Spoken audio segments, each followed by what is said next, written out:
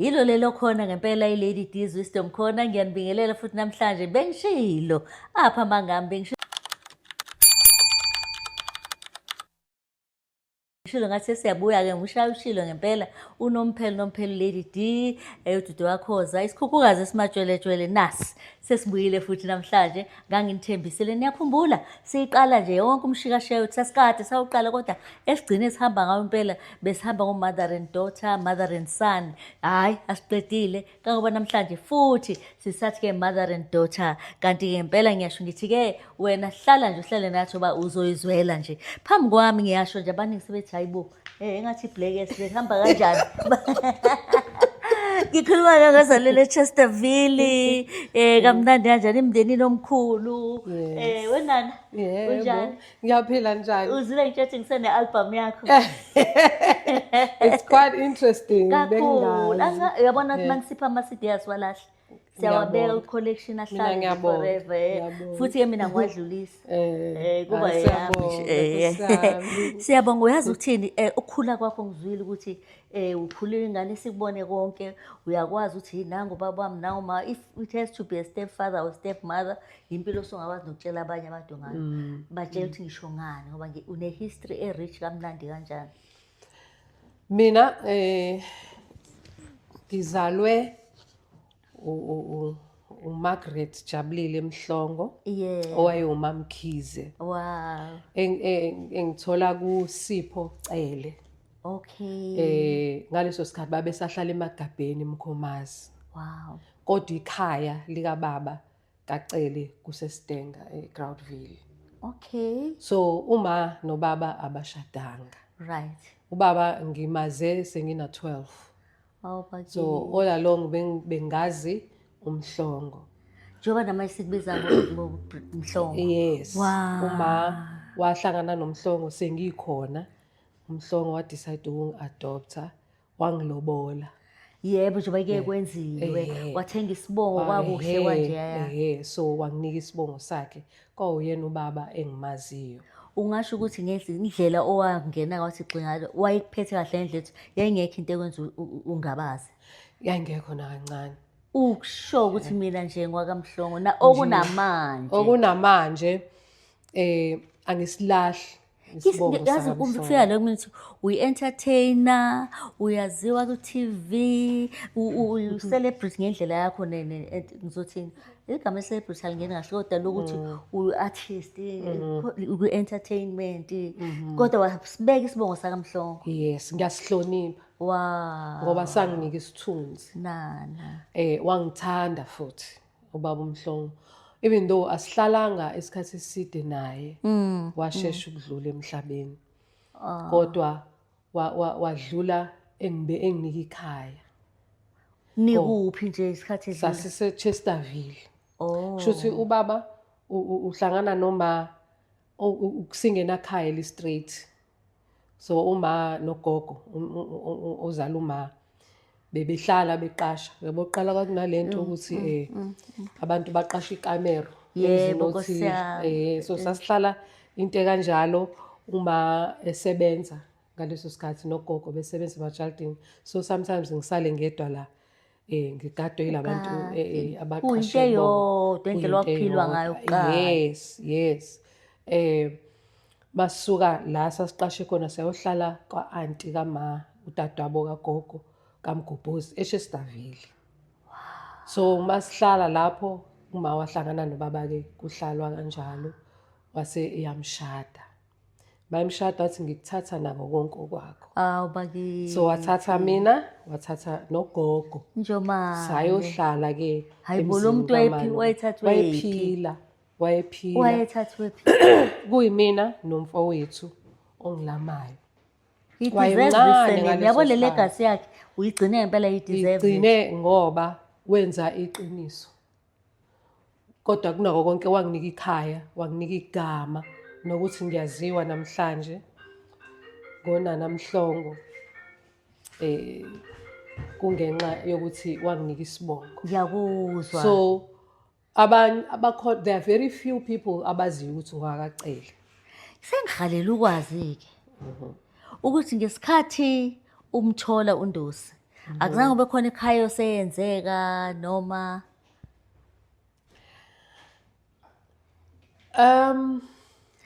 angazi ngi-curious to know. Yenzeka. Akwazi ukuthi kwaba everything Azange kube the smooth. same, yeah. As if ayekho umuntu oqhamukile empilweni yakho. Azange kube smooth.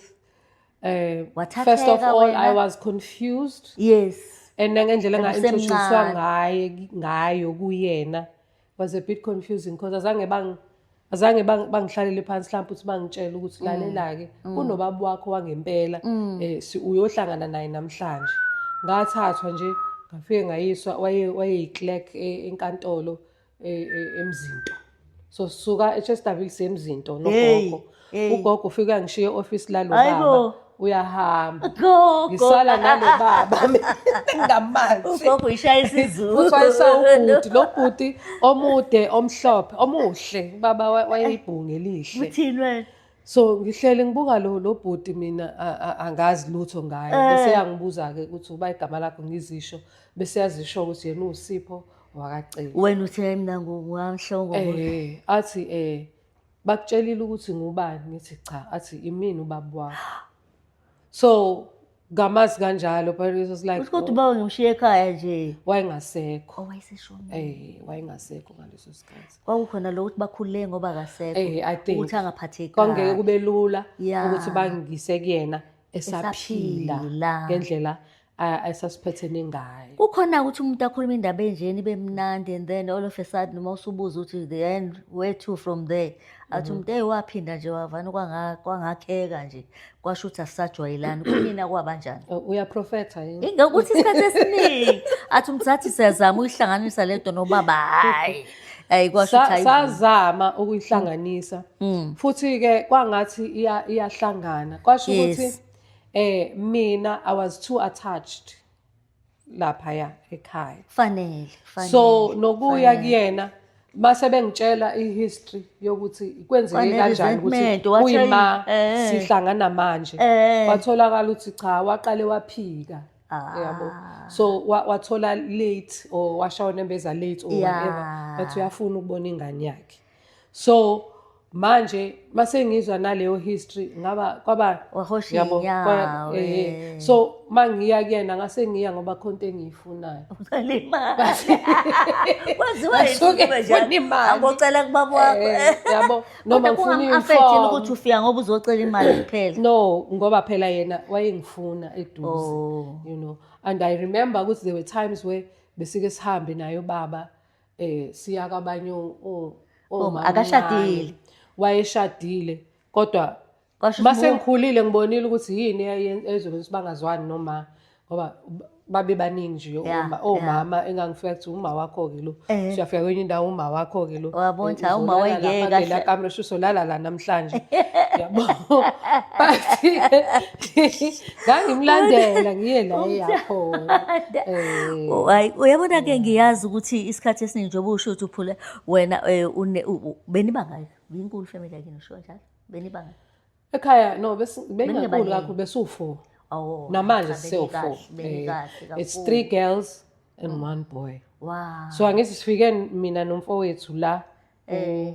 kwaMhlongo esesikhona vele kwase kutholakala abawu2 yes odadewethu ke labo so if they say you are raised in a big family ngoba vele kuyaphiliswana nalana nalokho ekhaya kwakuyikhaya lombani kwakuyikhaya nombani sengikhulile senginendawo yami bengeke singiyafika ekhaya ngithi ngiyavula iminyango or ngithi ngiyanqonqoza kuvula umuntu engingamazi angibuza ukuthi omunye kwakuwumXhosa athi ndingakunceda ngantoni ngithi unginceda ngantoni kuphi ikithi lana athini usese hayi usisi nomuthi engingavuleli nombani ngithi hayi angiyani nombani vula isicabha ngeke because ekhaya bekuyikhaya nabantu abanye afika umuntu ezofuna umsebenzi nako Westville afika ahlale ekhaya sekuyikhaya la ngiyangihlekisa indaba edimnandi lalela ke wena you a hustler and go getter ngiyakwazi khule nje ngilabo soma benu nje abadala kodwa ngikubona ukuthi lokhu ukunana unomqondo uyacula uyakwazi kodwa ungashintshi ekubeni wena angazi uyibeka kanjani akukho nje la ngibona ihlo yakho libuya ngaceleni ubheka abantu alikho angazi uzoyiba kodwa nje khona lento ekuwena uyayizwa lonke kanti abantu abavamisa base-Chesterville abanye ngenxa yokukhula nezinto abadlule kuzona kuye kufanele bakusheshe bakukhumbuze ukuthi lalela-ke hhayi kanjalo hayi kanjalo nje nathi emlazi hayi ma-ke mina ngihlala le kazethe hayi kanjalo uyabona hayi kabi mhlawumbe into esuke umuntu esesidlule kuzona uyabona mina nje futhi ngazalelwa eClermont ungangibuzike ngazalelwa eMerengue ngakhulela eClermont so-ke uma ngibheka nje kakhulukazi ngiyazi experience yakho nabantu ngiyazi ukuthi waqala usebenza information desk ePavilion. Yes. Kumnandi wayilazi lonke ngoba kuseduze phela futhi abantu ababeqashwa kakhulu abase-Chesterville angithi ngiyazi eyivulwa ngalezo zikhathi kwasuka hayi mina ngikwazi ku-entertainment mina ngikwazi ku-SABC2 ngikwazi usucula ngikwazi usu-announce ey'tediyamu makuthiwa kuneyamabhola amakhulu awungitshele ngaleyo mpilo yakho i-transition nje yakho isuka lapho ize ibe la uzuyibona ukuthi yazi ngempela mina kusho ukuthi ngidalelwe kuleli sayidi leli kusho ukuthi ekhaya nje vele besithanda ukucula even before kwenzeke zonke lezi ezinye izinto besithanda ukucula nayo indawo ye-entertainment bengithi ngisebenza ngenza part time ye-entertainment so mangisuka ePavilion ngiye ngasebenza kwenye inkampani ekuthiwa i-BKS Incorporated yama-engineers eyayise Westville ngasuka khona ngasebenza ka-Coca-Cola kodwa ngikwenza ne-entertainment into esegazini nje ngikwenza ngoba manga-SABC2 mangisebenze mina ka-Coca-Cola bese ntambama ngiyeke kuyopresenta kodwa nomculo ungasele futhi ngoba kwase kune-group kwakuyi-Young Olives ngiyezwa kuthiwa wena uBeyonce wakhona that was quite interesting ngoba sasihamba sasibhukwa kakhulu imishado imingcwabo amaphathi ama-graduation nje sasibhukwa nje i-Young Olives yayibhizi ithalente lakho nephimbo lakho ulithola lapho noma uvela ukhulu uqabalasela kuthiwa ucula mna ekhaya bekuculwa la usiculele bekuculwa ngoba besike sicule mina noma nogogo ozala uma was a very very powerful singer nogogo kanjalo ugogo wayenesihosho kodwa isihosho sakhe simnandi uma-ke she was not just a singer, she was also a songwriter. So uyena wayesibhalela ezinye zezingoma kwi-Young Olives. Kokukhula-ke abantu beyale nale sagcina ihlukana ihlakazeka kodwa to date abantu basayifuna iy'ngoma ze-Young Olives abanye bayayicula ezinye siyazizwa manje seyiculwa sebeyishintshile lapha nalapha but we always recognize ukubhala kama uzuthi leya ngoma ile ikamali ngoma ishintshe lapha nalapha ama-lyrics kodwa kusayiwona. Uthini wena kodwa manje ngalezo ikhathi even namanje ama-copyright abantu abaningi into yamanje abamanje ungathola ukuthi ufuna zabathola athi layelanike ngicela i-percentage la noma ithini indaba isitori senu sithini kodwa thina kakhulukazi esikhula lezo ikhathi uyezwa abamanje sebebamba ama-workshop nje oSamro nani babatshele kanjalo. There are people abasigqugquzelayo ukuthi umusic kama asulandele and get paid for it. You do get paid? No, we haven't. But bas encourage ukuthi asikwenze but-ke besingakafiki lapho. So angenza ngane ne-interest okwazi ukuthi ngesikhathi unane sey-artist uqhube ngalo ngqondo ukuthi hayi suka noma usuvutha bhesi ukuthi ama-rights ami noma ukusathe ngoba phela uma ngithi ngine-album yakho ngiqinisile kwahamba kanjani uzofike lapho ekutheni yazi ukuthi angayisukumeli. Ngiyakubona. No ngeke ngiqamba amanga angayisukumeli nanokuthi umusic uzungene ku-Spotify kwasukuma uyabo u-Alfie uSipho Alfie ya ngiyambona uyena lo mhlobo wasukuma hawu bantu uyena owangilandela waze weza la uMathenias eThekwini lona. saba ne-meeting naye eBeverly Hills sahlala phansi wathi no mina ngifuna umusic wakho ngifuna ukuwufaka ngoba abantu bayawufuna wawufaka-ke ku-Spotify but nayo azange ngiyilandelele kakhulu kodwa ngiyazi ukuthi abantu bayawudownloada from Spotify.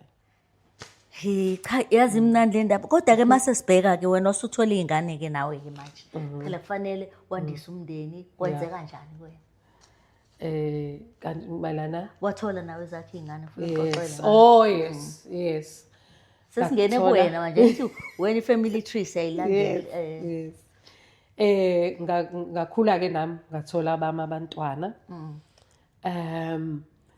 mhlambe nje ithi ngiye ekuthini ngenxa mhlambe ye-family structure yabo kwagcina kungenaso i-structure esiproper esiqondile ngiyakuzwa esiproper but lo flexible nje ukuthi impilo iyaqhubeka impilo iyaqhubeka futhi asilibambi sesiyinkonkoshela sifuna ukuthi ihambe ngale ndlela esifuna ngayo iyaflowa ukuthi mhlawumbe ubaba wabantwana wenzeni wahamba ngithi okay angeke ngilandele umuntu ohambile otherwise i-stress uyacabanga sesizoba njani yabo and I was taught by ugogo wami ukuthi ungayi endaweni ongafuneki nje which means ngisho enhlizweni yomuntu ongangifuna ngifuna ukungena khona kodwa gogo amthandanga ugogo nje wayesho njalo ukuthi yabona nje endaweni ongafuneki kuyona ungayi ngoba abalimazi labo bantu ilimaza wena so ngadecide emva kwalabantwana uNonhle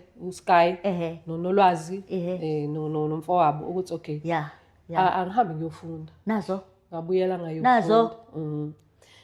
ngayofunda ngafunda ngathi ngathi ngibhala i-exam ngase ngithatha i-study leave emsebenzini ngawuthola umsebenzi before ngiqede ngoba ukufunda kwami ngangithi ngangeke ngisaya kobuyela ka-matric ngahamba ngaye technical college ngafunda sengifunda ngizothola isitifiketi ne-course i-administration and business studies ngafunda kanjalo ngaqhubeka ngenza i-public relations so ngathi angizukuhlala kwi-stress somuntu odecide ukuthi usefuna ukubheka kwenye indawo but let me enrich myself for i-future yalabantu manje ngoba badepende kumina okunamhlanje ucabanga uyabona ukuthi kuba mhlambe lo nana ngabe abantu abamazi ngabe ngaphelela nje elokishini kanjalo ngahlala nami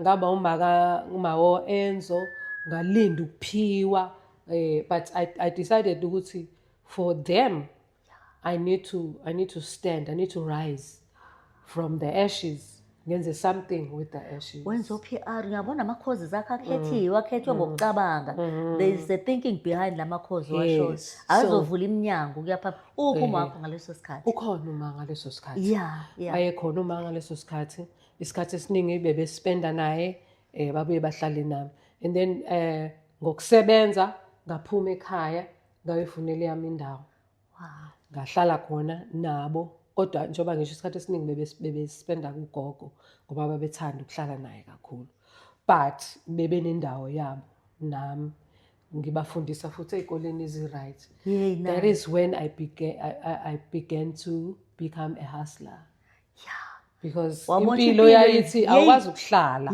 because nayi le mphefumulo and ngeke kulokulandela loya muntu ukuthi yenza u1 no2 no3 mekuthi akawenza kodwa mina I was taught to be proud not to be a beggar yabo ugogo wami was very strict but also ugogo wami she taught me a lot of values of life.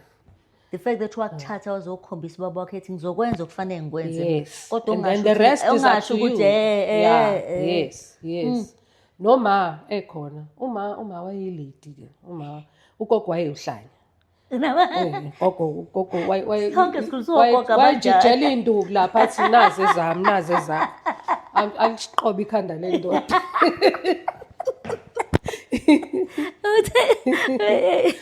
Uyazi ukuthi njengoba sishaya nje ngaze kwamnandi ukuhlala nawe nani.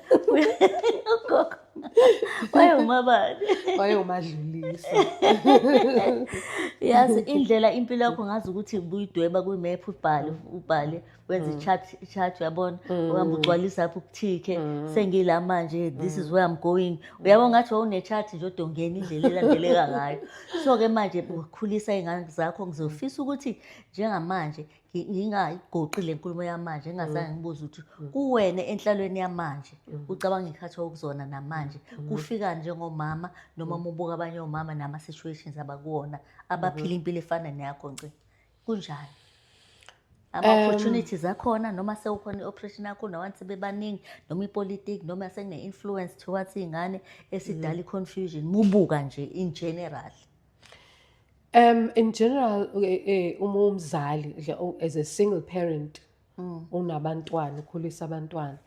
I think kubalulekile ukumfundisa umntanakho impilo and ukumtshela umntanakho ukuthi impilo ayiphelele ekhaya. So when we raise our kids, asibakhuliseli thina, sibakhulisela impilo kusasa, sibakhulisela the universe. Yeah. Ngoba uzophuma esandleni sami ayingaphandle. So and I would also stress ukuthi ku-right siyabakhulisa abantwana bethu as single parents, but it's always better if they are both parents. Okay, ideally. Ideally. Which could not be the same or the situation all the time. No, it won't be the same situation all the time.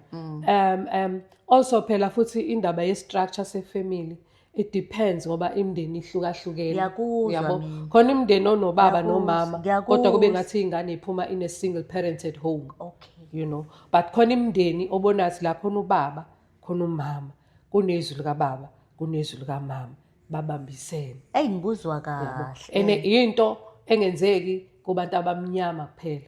Ngisho abamhlophe bakhala ngokuthi I feel like a single parent. Yet we are married. We've got so babili sabazali balezi ngane kodwa I feel like the burden is heavier on me as a woman. You know. Yeah. So I'm saying it's ideal to have both because khona bazomsaba mhlambe khona bazomhlonipha kakhulu kunomunye yabo, but uma uwedwa khamba umsebenzi usinde. Yazi ke ukhuluma into engangiyathina sakhuluma noba bedivorcile. Kongazi ukuthi nje umfana mezothatha intombazane ejole naye angabi serious makudivorce kubo ngoba engathi nama-morals angazi kwenziwa yini banamathisele thina kodwa naku umuntu ushadile yabo, and you've been there forever. Yabona kuyakusho ukuthi njengoba ngisho ukuthi structures zemindeni azifani. Kuyadepend ukuthi you're coming from a divorce a family of divorce akusho ukuthi wena ngeke ukwazi kwakho umuzi ume nje, you know, benza ngathi it's cast on stone uthi hayi ke kuzoba nje vele kulungile-ke sesiyavala siyagoqa kodwa ngiqedile ngawe njengamanje sisathi ukuthatha ikhefu siyabuya kodwa-ke asisivalele isiqephu sethu sobe sibuye kuleli D-Wisdom khona nje wena nje kufanele ukwenza ukuthi ungakhohlwa ukuthi usibheke kwi-YouTube yethu abese ucommente. Siyaqhubeka sahleli nawe.